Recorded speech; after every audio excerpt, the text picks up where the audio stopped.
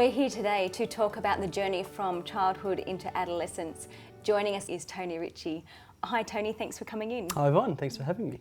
Let us know a little bit about what you do day to day. Sure, so I've been practicing as a psychologist now for about 10 years. 5 of those years were at a local community health centre where I worked as a part of the child and adolescent team initially and then the youth health team a little bit later. And for the last 5 years I've been working in private practice, predominantly with young people and their families. From about 10 years to about 16, there's a lot of developmental changes. Yeah.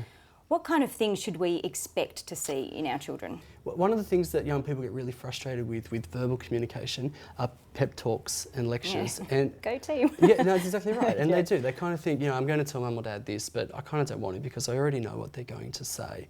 Yeah. And we do. Parents fall into these, la la la la la, or we come up with a solution, Yep. and adolescents just run a mile from that. Yep. So sometimes the best thing they need is just time and space and just a hug or just a pat on the back, mate, I'm thinking of you, or if you want. Note in the lunchbox. Come in here, a note in the lunchbox, excellent idea. Yep. Sometimes just simply sitting and being with that person in the same space when they're upset or down or frustrated without saying anything at all is wonderful. Yeah, It means a lot okay. to them. So lines of communication are important. How do we maintain the communication between us and the school? Yeah, so school is a really important time for young people. Yep.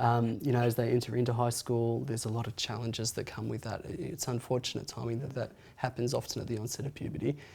So there are a lot of challenges that they're already going through, as we discussed. But challenges of meeting new people, finding new friends, fears around fitting in. And because school is such a key part of their life, it's important to keep those lines open with the school. Sometimes young people are quite reluctant to let parents in to school issues. Yep. They may not want to talk to mum or dad at all, or if they do, and the parents say, look, we need to go and talk to the school about this, they run a mile. Yeah. They think, no, you can't do that, and they often overestimate the impact that that's going to have and what their friends might think and that type of thing. Do you feel like parents have a let's fix it mentality rather than allowing the adolescent or preteen to work through each step themselves? Yeah, I think very much so. Parents are very quick, not all the time, but parents are very quick to try and jump in and try and help that young person. It's only out of love. Yeah, You just absolutely. want to fix it for them so that they feel good. That's right. But unfortunately, if they're not in that space, it's not going to be received anyway. And this can actually be frustrating for parents because what they're talking about is very rational, it's very well considered, yet the young person doesn't seem to be taking it on board.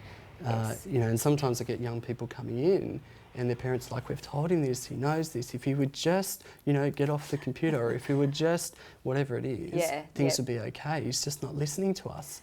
And really that's because they're not meeting that young person where they're at. They're not a 35-year-old young person. They are a 14-year-old young person with that kind of experience and brain power and reasoning. Yeah, that's right.